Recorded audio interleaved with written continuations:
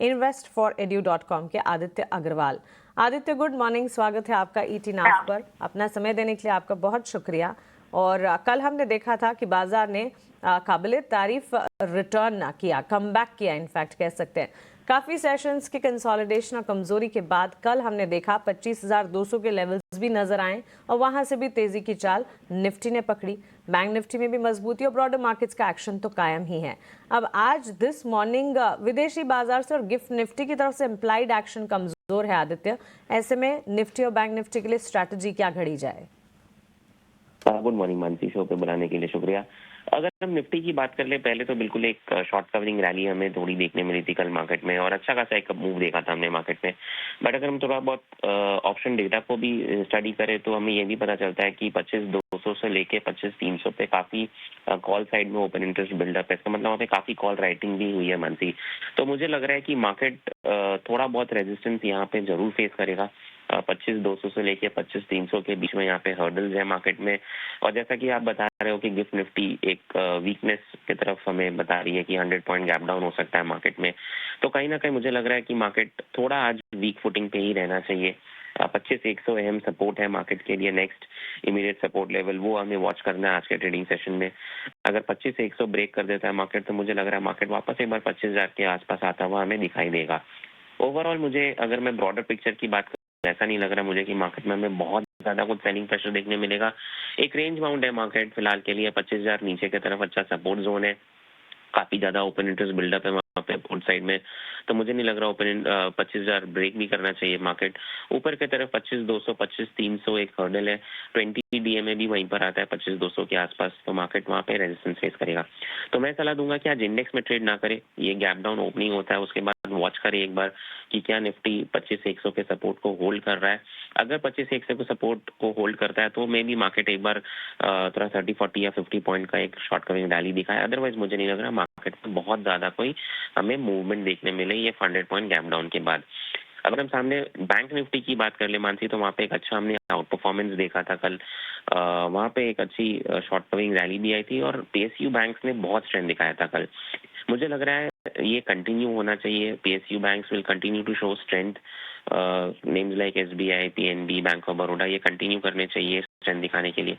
अब अगर हम लेवल्स की बात कर ले तो 57,200 एक हर्डल है बैंक निफ्टी के लिए। जब तक वो नहीं निकालता है तो मुझे नहीं लग रहा है एक फ्रेश बाइंग यहाँ पे करनी चाहिए। 57,200 का एक लेवल वॉच करे। नीचे की तरफ अगर हम बात कर ले तो 56,800 का एक सपोर्ट जोन है, उसको वॉच करना चाहिए। अगर उसके नीचे निकलता है तो 56,500 तक लेवल्स टेस्ट कर सकता है बैंक निफ्टी। तो overall both Nifty bank Nifty मेरा मानना ये है कि उसको ट्रेड करने के लिए अवॉइड करें at least for first half an hour 1 hour. देखिए कहाँ सेटल होता है, उसके हिसाब से डायरेक्शन एक डिसाइड करेंगे। बिल्कुल सही कहा आपने आदित्य। और मार्केट पार्टिसिपेंट्स के लिए भी यही राय हमारे एक्सपर्ट की तरफ से आ रही है। काफ़ी ज़्यादा अनसर्टनिटी है और इसी के चलते मार्केट में एटलीस्ट इंडेक्स को पहले 1 घंटे के लिए तो वॉच लिस्ट में ही रखें। समझने की कोशिश करनी होगी कि इंडेक्स दोनों निफ्टी और बैंक निफ्टी किन लेवल्स पर जाते हैं, क्या ऊपर की तरफ जाते हैं या फिर ये ग्लोबल फ्रंट पर जो डाउनटिक्स आए हैं उसका इम्पैक्ट भारतीय बाजार पर भी पड़ता है, उसके बाद ही कोई डिसीजन लेने हैं। लेकिन आदित्य, साथ ही सेक्टर और स्टॉक अप्रोचेस पर भी बात होनी चाहिए क्योंकि इंडेक्स वाइज तो एहतियात बरतनी है, ये समझ रहे हैं हम। लेकिन कल के सत्र में हमने हर सेक्टर में अच्छा खासा एक्शन देखा, चाहे फिर ऑटो हो, फार्मा हो, रियल एस्टेट हो, एफएमसीजी, इनफैक्ट आईटी भी, जो टीसीएस के नंबर्स के बाद टूटे थे, वो भी कुछ हद तक मोमेंटम दिखा रहे थे। स्टॉक वाइज आज आपकी तरफ से ट्रेडिंग आइडियाज क्या होंगे? स्टिक करूंगा एफएमसीजी खेमे के साथ, क्योंकि मुझे लग रहा है जब मार्केट ऐसे अनसर्टन हो तो एफएमसीजी यूजुअली एक डिफेंसिव सेक्टर के जैसे काम करता है और अच्छा स्ट्रेंथ भी दिखा रहा है। तो मैरी को मुझे लग रहा है अभी भी अच्छा यहाँ पे करंट लेवल्स पे खरीदारी की सलाह दूंगा। एक fresh all time high breakout आने के लिए वेट कर रहा हूँ। मुझे लग रहा है आज या कल इसमें ब्रेकआउट आना चाहिए, आज के ट्रेडिंग सेशन पे आना चाहिए क्योंकि अच्छी क्लोजिंग हुई थी मारिको में। तो करंट लेवल्स पे खरीदारी की सलाह रहेगी। 780 का यहाँ पे टारगेट, 720 का स्टॉप लॉस। सेकंड, हम देख रहे हैं सीमेंट स्टॉक्स का लगातार स्ट्रेंथ दिखा रहे हैं हमको और हायर हाइज हायर लोज दिखाते जा रहे हैं। तो इसमें मुझे नहीं लग रहा है कि बहुत ज्यादा कुछ वीकनेस हमें देखने मिलेगा। इनफैक्ट इफ एनीथिंग यहाँ पे और ज्यादा स्ट्रेंथ हमें देखने मिल सकता है आने वाले दिनों में। तो अंबुजा सीमेंट के साथ मैं खरीदारी करना चाहूंगा। एक फ्रेश ब्रेकआउट आया है यहाँ पे एक छोटे कंसोलिडेशन से। 640 का यहाँ पे हमको टारगेट लगाना है और 575 का नीचे हम स्टॉप लॉस लगाएंगे। बिल्कुल, दो कॉल्स आदित्य की तरफ से, एक तो मैरिको और दूसरा अंबुजा सीमेंट। एफएमसीजी का खेमा लगातार हमारे एक्सपर्ट्स के पॉजिटिव रेडार पर है, लेकिन आदित्य साथ साथ आपसे आईटी सेक्टर पर भी एक टेक जरूर जानना चाहेंगे। टीसीएस के नंबर्स के बाद सेक्टर के सेंटिमेंट खराब हुए, उसके बाद एचसीएल टेक्नोलॉजीज भी अपने नतीजों से कोई बूस्ट अप नहीं दे पाया। अब सारी निगाहें टेक महिंद्रा पर है। 23 जुलाई को इन्फोसिस, कोफोर्ज, परसिस्टेंट, आईटी की कई सारी कंपनियों के नतीजे आने वाले हैं। आईटी मेजर्स एंड साथ साथ मिड कैप आईटी प्लेस पर आपका नजरिया क्या है? मानसी, मैं अभी भी वेट एंड वॉच मोड में ही रहूंगा। हालांकि कल हमें थोड़ी बहुत शॉर्ट कवरिंग रैली देखने मिली कुछ चुनिंदा काउंटर्स में, जैसे कोफोर्ज हो गया, इन्फोसिस हो गया, टीसीएस हो गया। इन सब स्टॉक्स में हमें थोड़ी बहुत शॉर्ट कवरिंग रैली देखने मिली थी। बट मुझे लग रहा है ये शायद फिर से फिजल आउट हो जाए, जैसे ही एचसीएल टेक महिंद्रा या फिर बाकी अन्य कंपनियों के नतीजे आएंगे। मुझे लग रहा है ये वापस से रैली फिजल आउट हो जाएगी। तो मैं वेट एंड वॉच करना चाहूंगा, सारे रिजल्ट्स आ जाए, जितना भी मोमेंटम इसमें डाउन साइड का आना है वो आके एक बार सेटल हो जाए स्टॉक्स, फिर मैं इनिशिएट करना चाहूंगा आईटी स्टॉक्स में। डेफिनेटली मैं इस सेक्टर्स पे नजर रखना चाहूंगा और आईटी को अपने पोर्टफोलियो में ऐड करूंगा। बट जब तक नतीजे नहीं आ जाते मैं इनमें वेंचर नहीं करना चाहूंगा। Let all the results come out, सारे वॉलिटिलिटी खत्म हो जाए, उसके बाद ही मैं लार्ज कैप और मिड कैप आईटीज में नजर रखूंगा। और इनमें डेफिनेटली मेरे टॉप बेट्स होंगे HCL technologies, Infosys large cap में, और मिड कैप स्पेस में कोफोर्ज और परसिस्टेंट सिस्टम्स फेवरेट्स है। तो इन दोनों स्टॉक्स, इन चार स्टॉक्स के साथ मैं जाना चाहूंगा, लेकिन वेट करूंगा, रिजल्ट्स आने के बाद लूंगा। हमारे व्यूअर्स, मार्केट पार्टिसिपेंट्स को आपकी एडवाइस से काफ़ी मदद मिलती है। फ़ोन लाइन से तो आप हमारे साथ जुड़े ही हैं, लेकिन गुजारिश है आप अपना समय निकाल कर स्क्रीन पर भी हमारे साथ जुड़िएगा ज़रूर। एंड वन लास्ट थिंग, आपसे फार्मा हेल्थ के डायग्नोस्टिक पर भी आपका टेक मैं जानना चाहूँगी, because as defensive pharma space में काफ़ी अच्छा एक्शन हम देख भी रहे हैं। और कल के सत्र में भी इनफैक्ट सन फार्मा के लिए तो न्यूज़ फ्लो था जिसके चलते स्टॉक में मूव थे, लेकिन निफ्टी फार्मा इंडेक्स ऑलमोस्ट 250 अंकों की मजबूती के साथ ट्रेंड करता हुआ दिखा।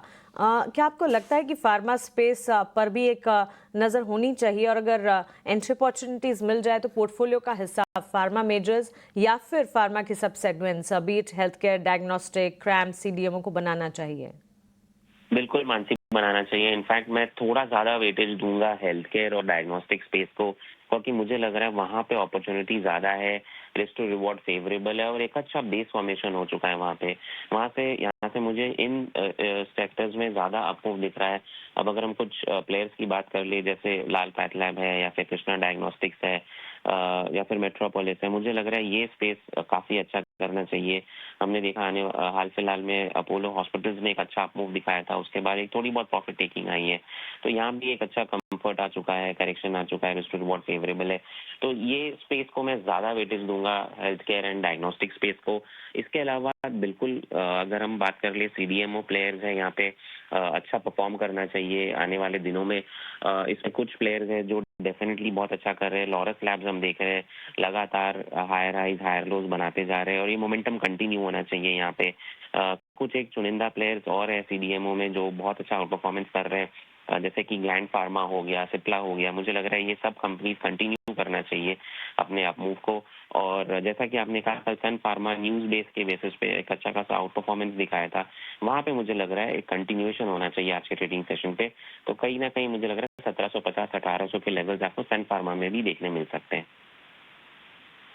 सो चलिए, ये एक राय हमें फार्मा स्पेस पर भी मिल गई। Aditya, thank you so much सुबह सुबह हमारे साथ जुड़ने के लिए, समय देने के लिए, और बाजार पर इंडेक्स स्पेसिफिक, स्टॉक स्पेसिफिक और सेक्टर भी आपके हमारे साथ शेयर करने के लिए। दो कॉल्स आदित्य की तरफ से आते हुए, एफएमसीजी स्पेस में मैरिको पर नजर रखी जाए, 780 के टारगेट्स को मद्देनजर रखते हुए 720 का स्टॉप लॉस लगाकर खरीदारी के मौके यहां पर ढूंढे जा सकते हैं। साथ साथ सीमेंट प्लेयर्स में अंबुजा सीमेंट पर भी पॉजिटिव नजरिया है।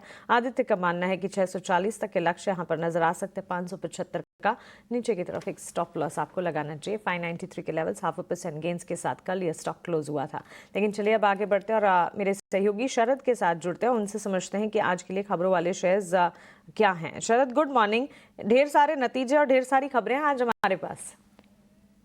Good morning Mansi. सबसे पहले जो है अर्निंग्स पे नज़र डालते हैं। एचडीएफसी लाइफ की बात करें तो कमज़ोर नतीजे आए हैं। जो एनुअलाइज प्रीमियम होता है